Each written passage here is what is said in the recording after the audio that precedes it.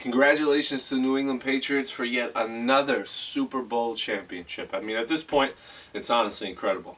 Coming from me, a Jet fan, I mean, I'm not the biggest Jet fan, I would say a mild Jet fan. I know you're not supposed to respect the Patriots, you're not supposed to like them in any way, you're supposed to hate them, but I mean, I can't hate on greatness. And I'm not going to sit here and buy a jersey or championship merchandise, but I'm going to sit here and tell you, they're fucking incredible. Tom Brady is the GOAT. Bill Belichick, also the GOAT. Everyone likes to talk about sports and the athletes and who's the GOAT athlete. Tom Brady is the greatest of all time in all sports. I know you might say like Bill Russell. Bill Russell was playing when black athletes weren't even a common thing, so he was just dominating all the white folk. And then Michael Jordan was in the prime of his career and got suspended 2 years for a gambling addiction, allegedly.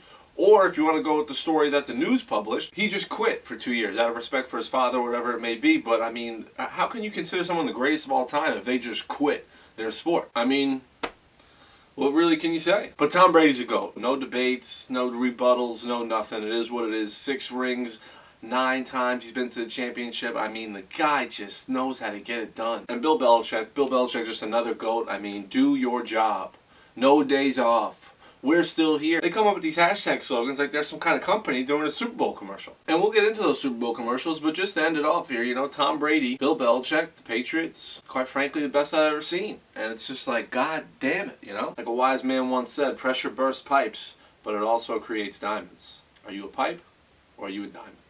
Tom Brady, Bill Belichick, not only are they a diamond, but they're about 600,000 diamonds, because there's about 1,000 diamonds in each Super Bowl ring, and they have 6 Super Bowl rings, so they're 1,000 diamonds. How about that for pressure? Jared Goff, Sean McVay, I do think at some point they'll get their diamonds, they'll get their rings, but, you know, last night, pressure turned them into pipes, and they bursted. And another thing, please don't do this whole pompous news reporter thing where you're like, the Super Bowl got its worst viewer ratings in the last 5 years. Like, just don't give me that. You know, hit my cell when NFL and football just don't matter anymore. Because enough of this, like, oh, the viewers weren't as good as they were last year. It's fucking 2019. Who knows what these ratings are? Enough of your old man ratings. No one cares about that anymore. It's all about clout. Don't tell me how much ratings the Super Bowl got. Tell me how much clout the Super Bowl got.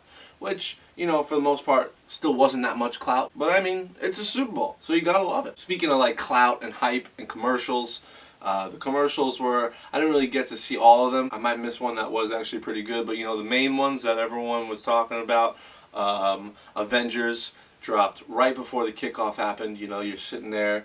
I think the national anthem just happened. Everyone's kind of doing their math, saying, did Gladys Knight go over or did she go under? Was that over or under? And it's just like, you know, Marvel Studios dust away. And then it shows you like fucking Citi Field deserted. You know, that got me thinking, like, are professional sports still a thing in the Marvel universe? Now that like everyone disappeared and like half the population's gone, like, are they still out there playing sports? Or was that like to show you like sports don't matter anymore? This is a deserted, you know, stadium. Or like, I don't know. That's just what I thought. But anyways, back to the trailer. And then they kind of just give you Captain America doing his like Bill Belichick pump up speech. Like, we're not done here yet. So, you know, we'll see what happens. Right now, the Avengers are the Patriots and Thanos is the Falcons. And it's halftime. And I'm pretty sure it's 28-3 or whatever it is. It's a big ass lead that Thanos has. And we'll see what happens. Then you got my personal favorite, the Bud Light / Game of Thrones commercial. Everyone was like, oh, is Game of Thrones going to have a commercial? The Super Bowl is the best time to have a commercial. Are they going to drop it season 8? And Game of Thrones is like, fuck it, we're not going to pay for a Super Bowl commercial. Bud Light, we'll give you our dragon CGI. You pay for our commercial. How about that?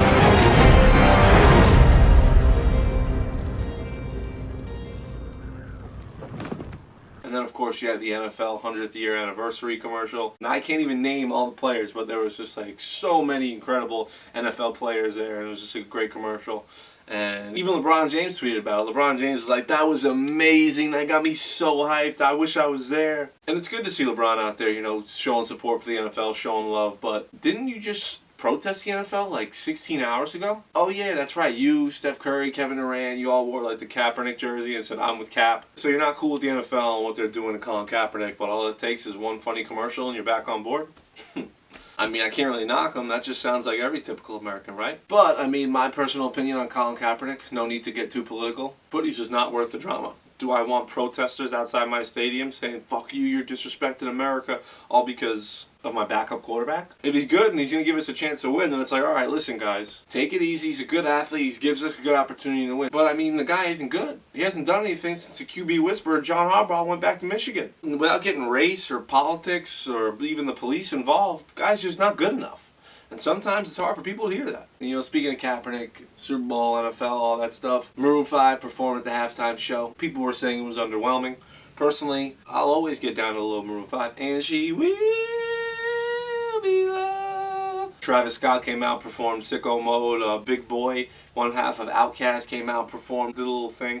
But this is where we get into the Colin Kaepernick story here. Cardi B was supposed to come out and perform Girls Like You with Maroon 5. You know, it's not too long ago, I was dancing with Dollar. And apparently she refused the invite to the halftime show because she was like, I don't like what the NFL is doing to Colin Kaepernick, so I'm not going to perform. And I'm like, here we go. Just another person that's reading news headlines. They have no clue. Do you think Cardi B knows what the fuck's going on in the NFL? Do you think she knows how good Colin Kaepernick is as a quarterback and how good he is not as a quarterback? No! Absolutely not. And it's like, alright, whatever, we're already in way too deep on this whole thing, so now it's just snowballed into this fucking civil rights movement. And, I mean, God bless all races, God bless all people, but once again I'll say, Colin Kaepernick, not that good of a quarterback. And back to the actual halftime show, you know, people were saying it was a little underwhelming. People were upset with the amount of SpongeBob that was in it because apparently there was a petition that was going around the internet. People were signing to have SpongeBob's Sweet Victory halftime performance in the actual halftime performance because the creator of SpongeBob had just passed away. They put in like a 2-second clip of SpongeBob right before fucking Travis Scott flew down from outer space. So people were, you know, bashing Maroon 5 in the halftime show. And you know, all hell breaks loose when Adam Levine takes off his shirt and 2019 internet just goes wild. Oh, Adam Levine's allowed to show his nipples, but Janet Jackson isn't allowed to show her nipples? I mean, Adam Levine showing his nipples. I mean, I really don't have much to say on that. It's just like, if women are out here protesting because they want to show their own nipples, I mean, I'll hold a picket sign up for that. You'd show me where to go, and I'll be there. So that was pretty much the Super Bowl. The game wasn't all that exciting. There's always going to be a couple of headlines you could pull out from it, but, you know, it is what it is.